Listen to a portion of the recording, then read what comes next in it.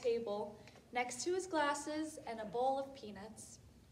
Grandpa snored while a large African gray parrot sat on the brass headboard directly above Grandpa's head.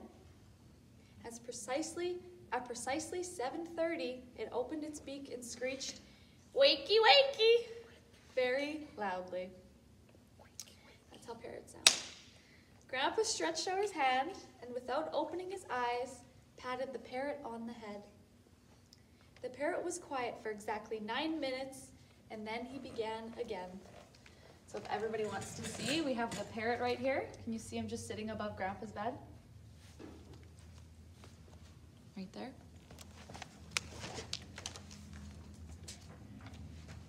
"Wakey, wakey," he called in a deafening screech. This continued until 7:57, when Grandpa sat up in his bed, yawned a gummy yawn, and handed the parrot a peanut. Grandpa stumbled out of bed, put on his slippers, and tripped across the hall to the bathroom. A face not unlike that of a turtle gazed back at him from the mirror. A turtle in Grandpa's striped pajamas. "Oh dear," he said, gazing at his curious reflection. "Better put my teeth in."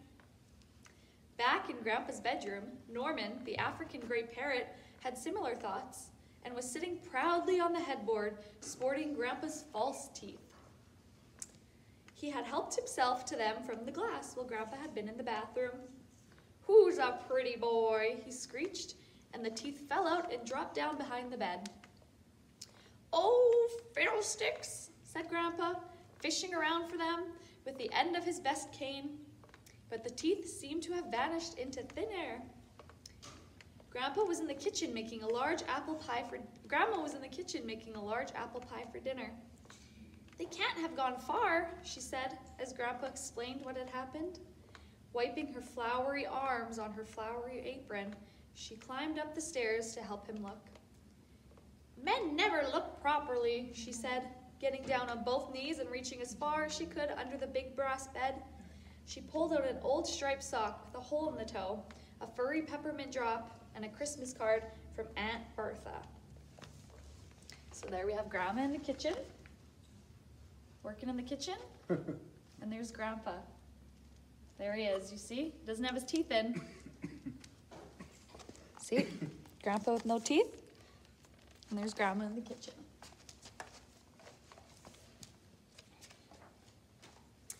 But the teeth were nowhere to be found. "Never mind," said Grandma. "I think there's an old pair in the bureau." There was. Grandma pulled them out triumphantly.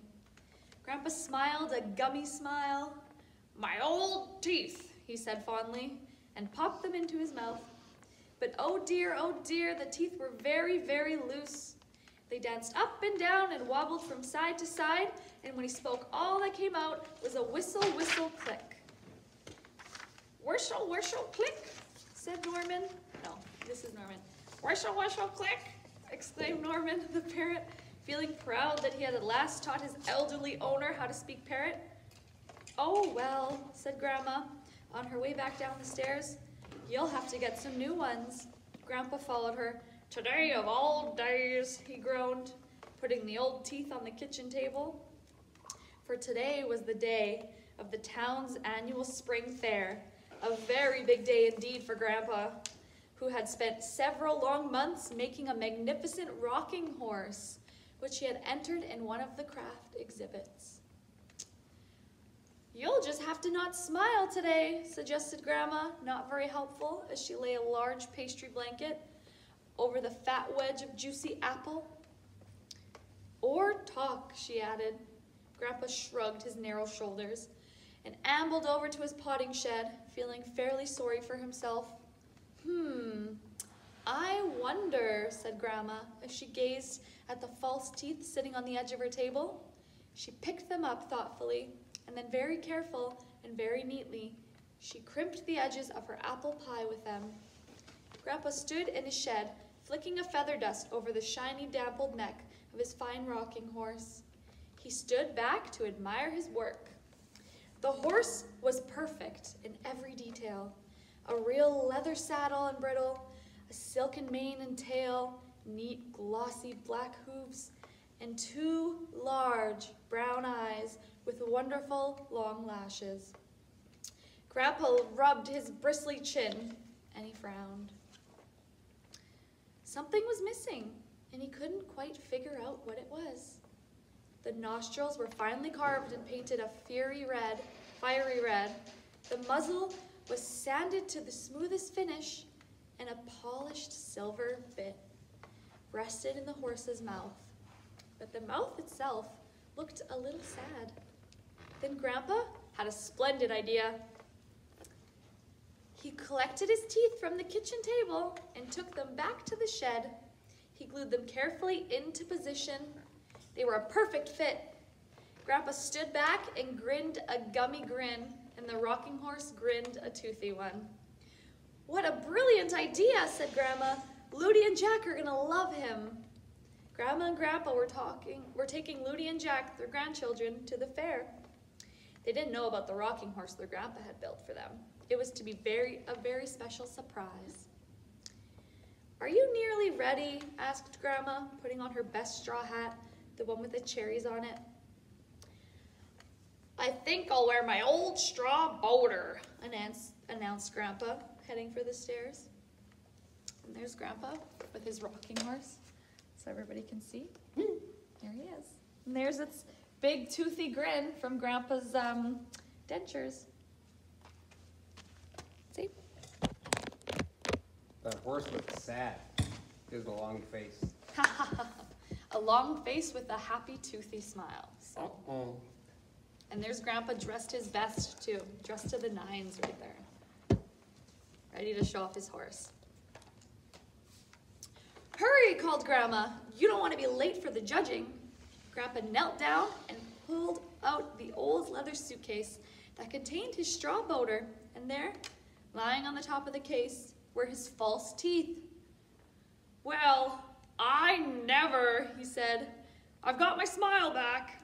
And Grandpa needed it too. People filed past his rocking horse, nodding and smiling, remarking on how well made it was, and laughing out loud when they saw the teeth.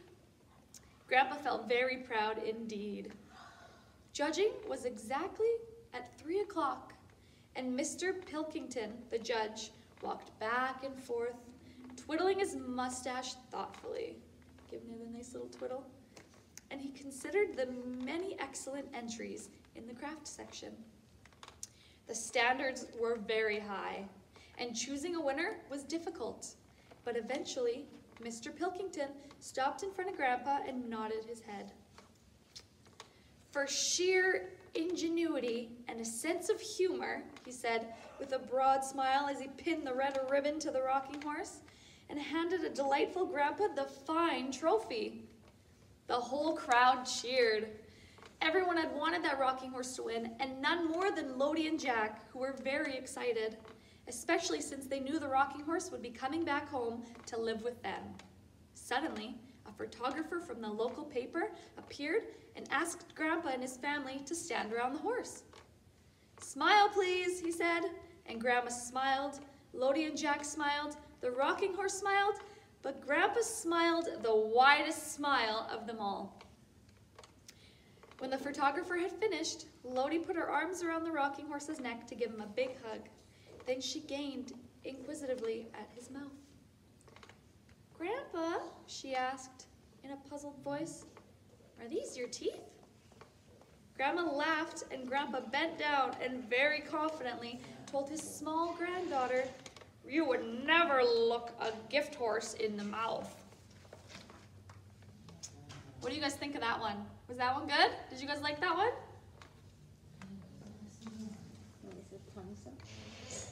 What was that? Oh yeah, thumbs up.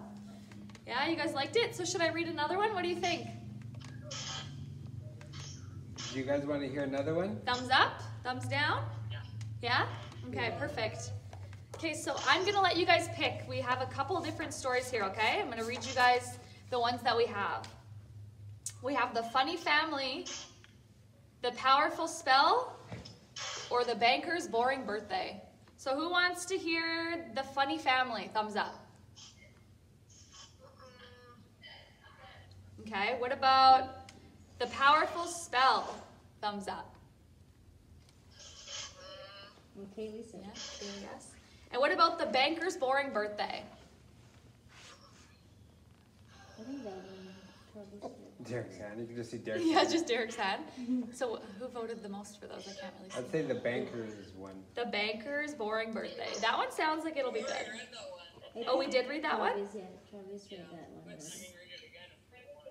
Well, then we'll read the other one. So maybe we'll do then Spell. the powerful spell. Yeah. We'll do the powerful spell, okay? Nice. Nice. And this is about a spelling bee, right? No. Oh, okay. Sorry. Dragons are in this one. This will be good. Ooh, it looks good. Okay. Are you guys ready? So we're going to mute you again. And now we're going to read the powerful spell. This one's going to be a good one, I think. I really liked the last one, though. I think that one was fun. Okay. Here we go. The sky turned black, and the villagers ran for their lives. Help! Help! They cried as they dashed for the safety of the castle. The dragon is back! A huge shape swooped down and blotting out the sun as the last villager flung himself inside, puffing and panting. The heavy castle doors, made of solid steel, clanged shut, and the mighty bridge across the moat was drawn up. Hovering above the thick stone castle roof and walls, its giant green scaly wings outstretched, was a huge and terrible dragon, the enemy of the village. Ooh. Here, I'll show you guys. There he is over the castle. Look at how big he is compared to that castle, guys. Holy. It's crazy, hey? Look at that, the size. He is a big dragon. I would be terrified. I'd be shaking in my boots if I saw that. With a roar of rage, the dragon opened its vast jaws and blasted the castle with its fiery breath. Deep down below, in the castle vaults, the villagers clung together in fright. But the castle stayed firm. Curses, snarled the dragon as it flew away. Just missed a tasty bite to eat. The village had been a target for the dragon almost every day since it had taken up residence in the nearby mountains. Tired of dining on sheep and goats, it hankered after a nice, fat villager. Fortunately, so far, it had never been quick enough to catch one. The first time the dragon had swooped down, it was pure chance that it had not made off with a villager. But it just so happened that everyone had been invited by the king to a barbecue in the castle grounds. Spotting a dragon coming their way, they realized at once by the bloodthirsty way it was gnashing its huge jaws that this was not a social call. With seconds to spare, they all fled to safety inside the castle, and the angry dragon flew off with the barbecued ox instead. That was a close call. After that narrow escape, a lookout was posted in the castle watchtower to sound an alarm if the dragon returned. You see, it did, of course, shortly after it had finished the ox. Fortunately, the early warning system worked, and each time the alarm bell sounded, the villagers dashed into the castle and successfully escaped its clutches. All those heavy fire-breathing attacks on the castle had taken their toll on the building, however. The fortress had withstood the dragon so far, but the latest attack had damaged it badly. The intense heat had cracked many of the stones. Everyone knew that if the dragon attacked again, the castle would tumble down and they would all be in danger. Fortunately, help was at hand, but from a very unlikely source. I wonder who it could be. Alberta, the absent-minded witch, happened to zoom over the mountains on her broomstick just as the dragon was returning to its nest. Let's see if there's a picture. There's some scared villagers. There you go. And then there you see that dragon, or not the dragon, the witch flying overhead. Come and help everybody out. The absent-minded witch is what they called her. Alberta. Now let's see what Alberta's gonna do to help out the villagers. Furious that it had once again failed to scoop up several delicious villagers, the dragon had opened its huge jaws wide and was about to roar with anger. But at that very moment, Alberta, who always traveled too fast and who never looked where she was going, sailed right into the dragon's open mouth. The dragon felt something hard and spiky lodged in the back of its throat. The broomstick was stuck there, with Alberta still abroad. To find yourself stuck at the back of the foul-smelling mouth of a dragon would be enough to send even the nicest witch off the deep end. "Newts and toads," she snapped, thinking the dragon had had the nerve to try and eat her. "You've bitten off more than you can chew this time." Unaware of what had just happened, but feeling very uncomfortable, the dragon attempted to swallow, which infuriated Alberta even more. Raising her magic wand, she cast the most wounding spell she could think of. Wounding spell she could think of. "With this wand I now rule," she cried, "and change you to a silly fool." Uh-oh. Oh, look, here she is. There's the witch. There's Alberta down there. Look at that huge dragon. Look how small she is compared to the size of it. See? There she is. Wonder what could happen next. Then she conjured herself back to the comfort of her own home for a little rest and a restorative cup of slime tea. That doesn't sound very good. But I guess to each their own.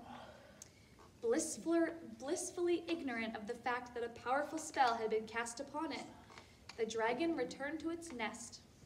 It was relieved that whatever had gotten stuck in its throat was no longer there, and had no idea that it had been a witch. Later that day, however, it felt a little hungry. "I'll show those villagers this time," the dragon promised itself, and it set off in search of tasty humans once again. Uh-oh. But little did the dragon realize exactly what kind of show it would be putting on. "Dragon ahoy!" shouted the lookout, sounding the alarm bell as the familiar giant black shape appeared in the sky. The whole village was panic-stricken. They knew that the badly damaged castle wouldn't withstand another firebombing. If it tumbled down, the dragon would gobble them up. But there was nowhere else to run. So preparing themselves for the worst, they shut themselves up inside it as usual. Hidden well away from the huge holes in the roof, they clung to each other for the comfort and prayed that something would be saved. That somehow they would be saved. And astonishingly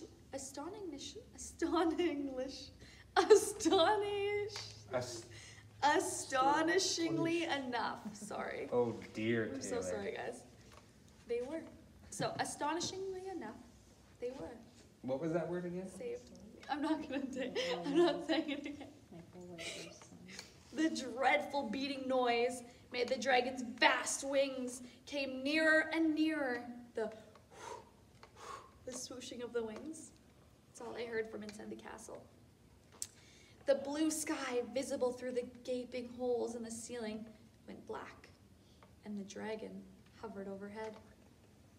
But the dragon's fiery jets of dragon breath never came. When the enchanted dragon drew a deep breath and blew out with all its might, no sheets of flame shot out. Instead, millions of sweet-smelling flower petals fluttered downward from its gaping jaws. What? The villagers stared in amazement as pretty petals floated through the holes above their heads and gathered in drifts around their feet. There's that dragon coming into the castle, flying towards them, and then they were all terrified, and look, petals falling down. They're not scared anymore. There's the petals.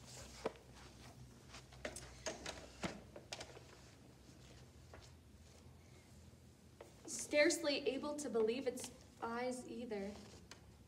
The dragon gazed in horror as the beautiful blossoms heaped below.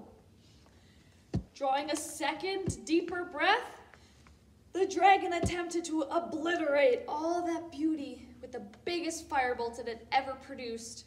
But this time, showers of delicious candy rained down on the castle, fell through the cracks in the ceiling, and gathered in heaps on the floor around the villagers. The furious dragon gave a loud roar of anguish, but Alberta's spell ensured that something just as silly as the flowers and candy emerged from its fearsome-looking jaws. I wonder what it could be. Instead of a spine-chilling bellow, the dragon started to yodel in a deep, rich baritone and found to its great embarrassment that it couldn't stop. How funny would that be, seeing a yodeling dragon? I love you, oh, oh, ee, ooh, it sang to the astonished villagers. Inside the castle, everyone started to laugh. Sean's laughing at my yodeling. Everyone started to laugh. As the dragon continued to yodel a love song, I love yodelay-hoo, to them, they laughed even harder. The dragon knew it was making a ridiculous spectacle of itself, but thanks to Alberta's spell, it couldn't do anything about it. Well, it could do something, the dragon realized. It could fly away and never come back. And that is exactly what the dragon did. Good riddance to you, you silly fool, the king called after the dragon as it flew off over the castle walls as quickly as it could, still singing at the top of its voice. I love yodeling, ooh. Then everyone enjoyed a wonderful feast of candy before they rebuilt the castle and lived happily ever after. How was that one, guys? Look at them all with their candy. I love yodeling. It's kind of a funny song, hey? Okay, so we are out of time, so I'm going to pass you guys over to Sean. I hope you guys enjoyed the stories. I thought they were kind of fun. So, here's Sean. Hey guys.